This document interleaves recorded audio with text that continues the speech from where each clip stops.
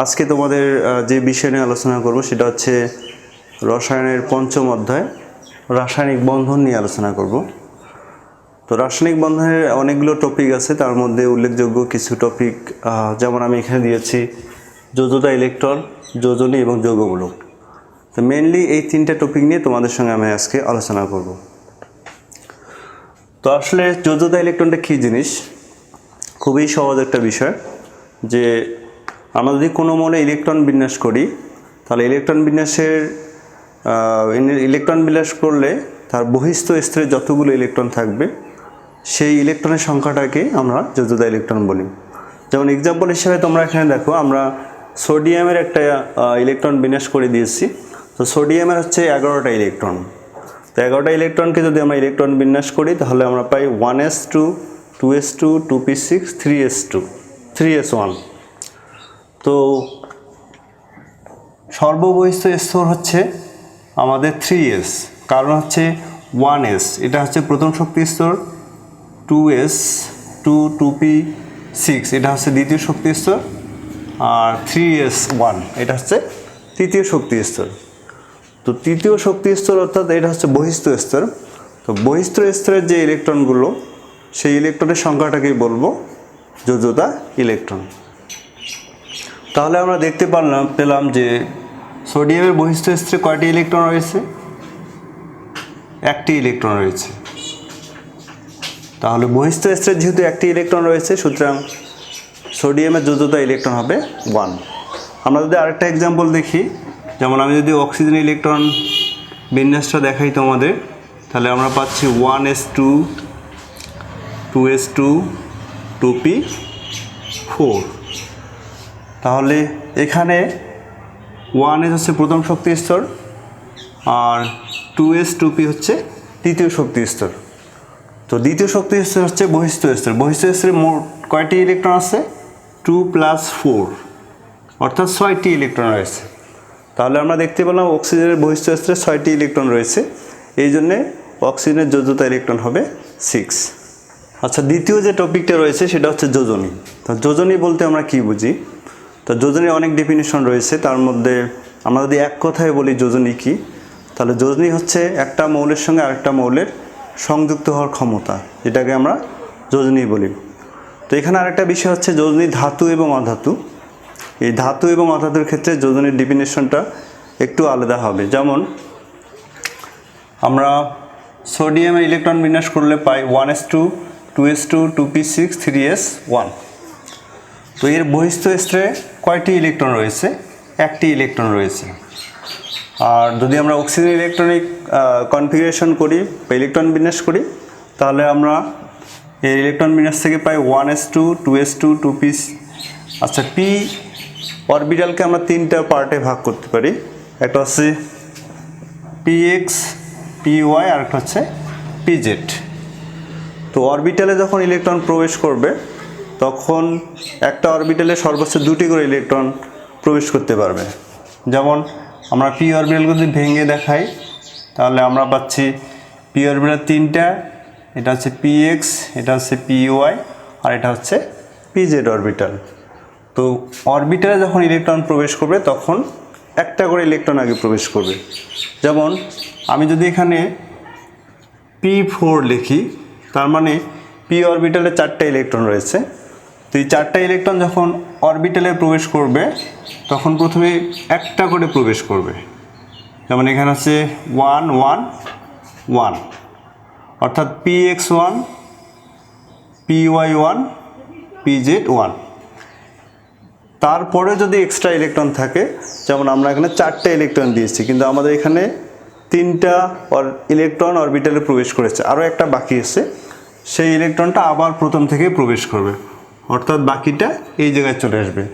তাহলে আমরা পিএক্সে কয়টা ইলেকট্রন পেয়েছি? 2টা ইলেকট্রন পেয়েছি, এই জন্য এখানে 2 হবে।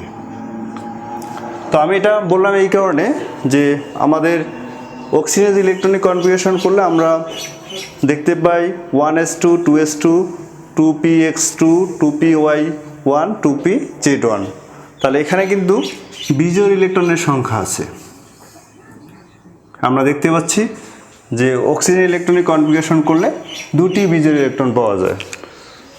তো ধাতু এবং অধাতু এই দুটোর ক্ষেত্রে যোজনী ইলেকট্রনটা ভিন্ন হবে এই কারণে, যা আমরা এক কথায় বলি যে ধাতুর বহিস্থ স্তরে যতগুলো ইলেকট্রন থাকবে সেটাই হচ্ছে তার যোজ্যতা ইলেকট্রন এবং যোজনী। আর যদি অধাতু হয়, যেমন অক্সিজেন এখানে অধাতু, অধাতুর ক্ষেত্রে বিজোড় ইলেকট্রনের সংখ্যাই হচ্ছে তার যোজনী।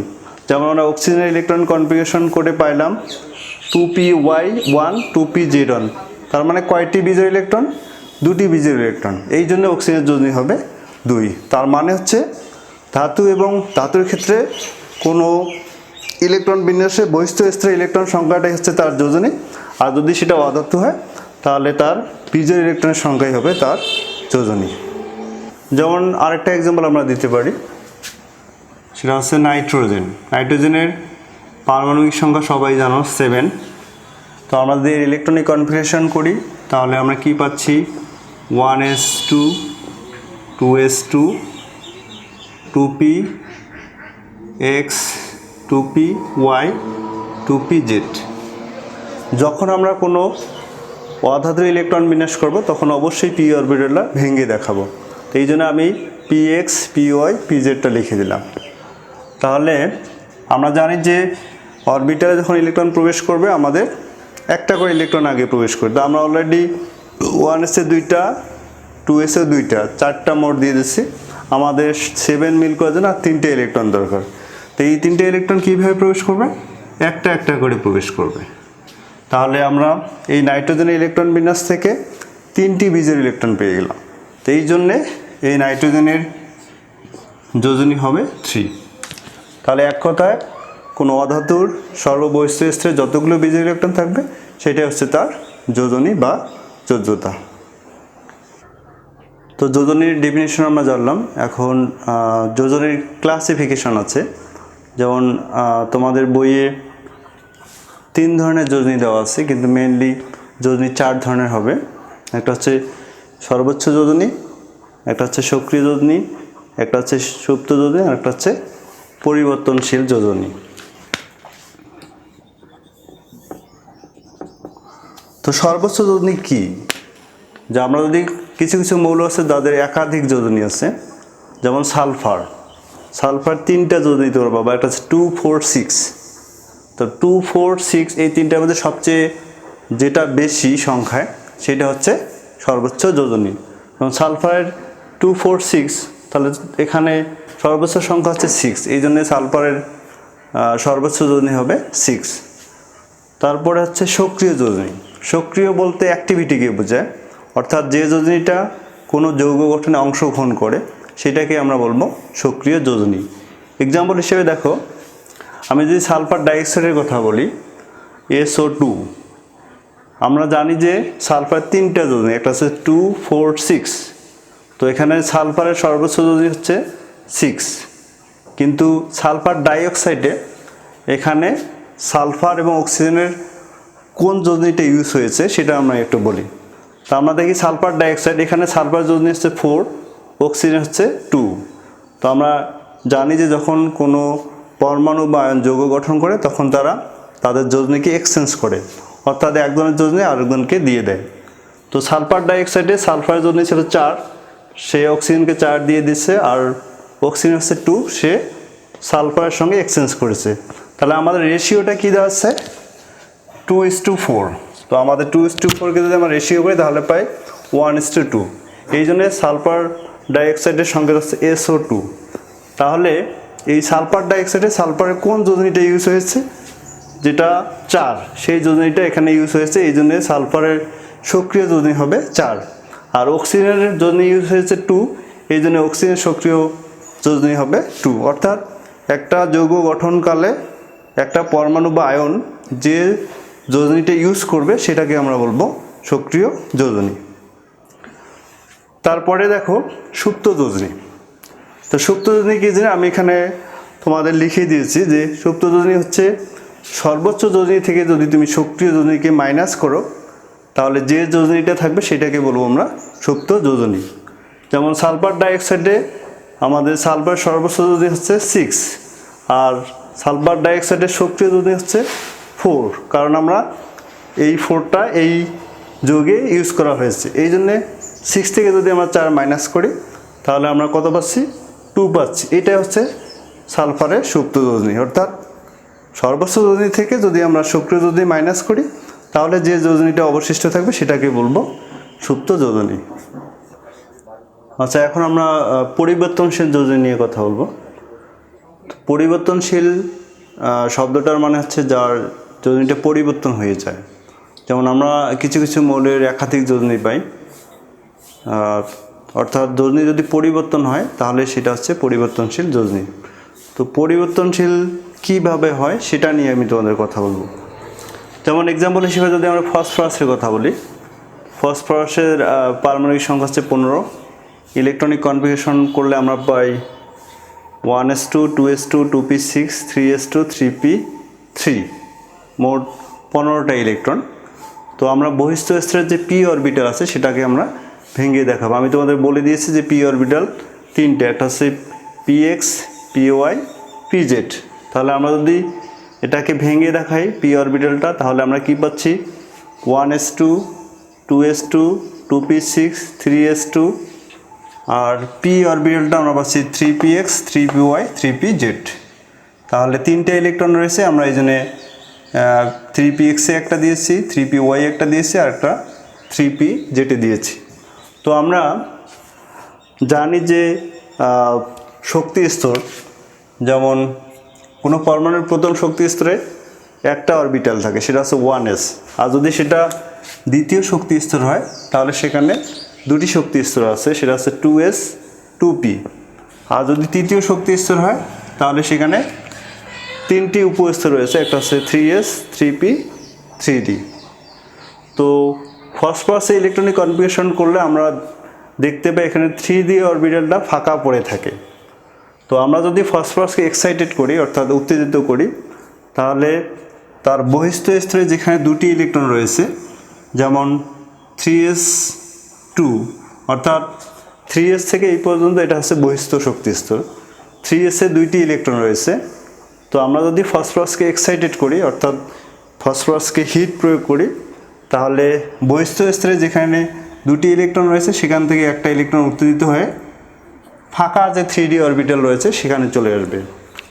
তাহলে আমরা জানি যে কোনো পরমাণুর বহিস্থ স্তরে যতগুলো বিজোড় ইলেকট্রন থাকে সেটা হচ্ছে তার যোজনী।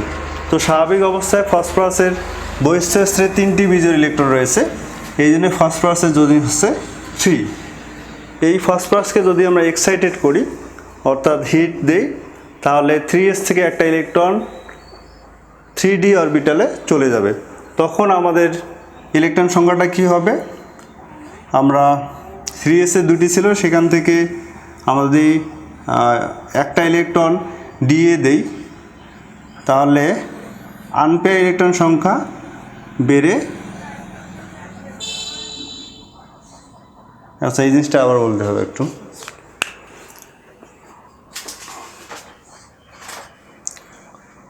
Three x 1 2 3 4 5।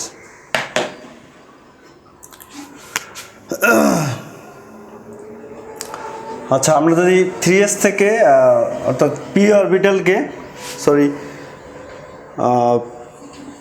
ফসফরাসকে যদি আমরা এক্সাইটেড করি, তাহলে ফসফরাসের 3s অরবিটাল থেকে একটা ইলেকট্রন ফাঁকা d অরবিটালে চলে যাবে। তাহলে ইলেকট্রন বিন্যাসটা কীরকম হবে?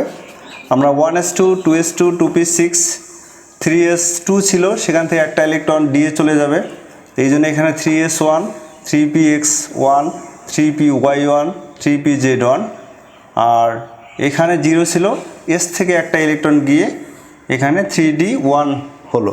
তা সুতরাং ফসফরাসের ইলেকট্রন বিন্যাস থেকে আমরা কয়টি বিজোড় ইলেকট্রন পেলাম? 1টি 2টি 3টি 4টি 5টি। তাহলে আমরা জানি যতগুলো বিজোড় ইলেকট্রন সেটা হচ্ছে তার যোজনী। তাহলে ফসফরাসকে এক্সাইটেড করলে বা উত্তেজিত করলে ফসফরাসের বিজোড় ইলেকট্রন সংখ্যা 3 থেকে বেড়ে 5 হয়, এই জন্য ফসফরাসের যোজনী হয়ে যায় 5। তাহলে এটাই হচ্ছে ফসফরাসের পরিবর্তনশীল যোজনী। আচ্ছা, আমরা এখন 3 নম্বর টপিক নিয়ে আলোচনা করব, সেটা হচ্ছে যৌগমূলক। তো যৌগমূলকটা কী জিনিস? আমরা যৌগমূলকের সংজ্ঞা যদি খুঁজতে যাই তাহলে আমি এখানে তিনটা যৌগমূলকের সংকেত দিয়ে দিচ্ছে। একটা হচ্ছে NH4+, এটাকে আমরা অ্যামোনিয়াম যৌগমূলক বলি। তারপরে হচ্ছে SO4 2-, এটাকে সালফাইড যৌগমূলক বলি। আর সর্বশেষ যেটা সেটা হচ্ছে PH4+, এটাকে ফসফোনিয়াম যৌগমূলক বলি। তো যৌগমূলকের ক্ষেত্রে দেখা যাচ্ছে এখানে একটা সন্নিবেশ বা গ্রুপ তৈরি হয়। যেমন আমি যদি এটার কথা বলি, এখানে নাইট্রোজেন হচ্ছে একটা, নাইট্রোজেন পরমাণুর সংখ্যা হচ্ছে একটা, আর হাইড্রোজেন পরমাণুর সংখ্যা কিন্তু আমরা পাচ্ছি 4টা। তাহলে মোট 5টা পরমাণু নিয়ে এখানে একটা গ্রুপ তৈরি হয়ে গেছে। আমরা যদি দ্বিতীয়টার কথা বলি তাহলে সেটা হচ্ছে সালফার হচ্ছে একটা, আর আমরা অক্সিজেন পাচ্ছি 4টা। এখানেও কিন্তু 5টা মৌল একসঙ্গে যুক্ত হয়ে আছে। আর একটা হচ্ছে ফসফোনিয়াম, এখানেও ফসফরাস হচ্ছে একটা, আর হাইড্রোজেন হচ্ছে 4টা। তার মানে আমরা বলতে পারি যে যৌগমূলকের সংকেত দেখে যেটা বুঝতে পারতেছি সেটা হচ্ছে যে যৌগমূলক বলতে অনেকগুলো পরমাণুর একটা গ্রুপকে বলা হচ্ছে। তো আমরা এই সংজ্ঞা যদি বলতে যাই তাহলে বলবো এভাবে যে কোনো একটা যৌগমূলকের অনেকগুলো পরমাণু যখন একটা গ্রুপ তৈরি করে এবং সেটা একটা আয়নের মতো বা একটা মৌলের মতো আচরণ করে, তাহলে সেটাকে বলবো আমরা যৌগমূলক। বিষয়টা আমি আবার বলছি যে যৌগমূলক হচ্ছে একটা পরমাণুগুচ্ছ, সেই পরমাণুগুচ্ছটা যখন একটা মৌলের ন্যায় আচরণ করে বা একটা আয়নের ন্যায় আচরণ করে, তাহলে সেই গ্রুপকে আমরা যৌগমূলক বলতে পারি। তাহলে NH4+, এটা হচ্ছে অ্যামোনিয়াম যৌগমূলক, কারণ এখানে একটা নাইট্রোজেন এবং 4টা হাইড্রোজেন মিলে একটা আয়নের মতো আচরণ করেছে, এই জন্য এটা হচ্ছে অ্যামোনিয়াম যৌগমূলক। তারপরে দ্বিতীয় যেটা হচ্ছে সালফেট যৌগমূলক, এখানেও কিন্তু একটা সালফার এবং 4টা অক্সিজেন মিলে একটা গ্রুপ তৈরি করেছে এবং এটাও একটা সিঙ্গেল আয়ন বা এলিমেন্টের মতো আচরণ করেছে, এই জন্য এটা হচ্ছে যৌগমূলক। তাহলে আমরা এক কথায় বলবো যৌগমূলক হচ্ছে একটা পরমাণুগুচ্ছ যেটা একটা সিঙ্গেল আয়ন বা মৌলের মতো আচরণ করে, সেটাকে আমরা যৌগমূলক বলবো। তো সুপ্রিয় শিক্ষার্থী, আজকের পর্ব আমরা এখানেই শেষ করলাম। তোমাদের যদি ভিডিওটি ভালো লেগে থাকে তাহলে অবশ্যই লাইক কমেন্টস করবা, আর যদি পরবর্তী পর্বে অংশগ্রহণ করতে চাও তাহলে অবশ্যই চ্যানেলটি সাবস্ক্রাইব করবা। ওকে, থ্যাংক ইউ।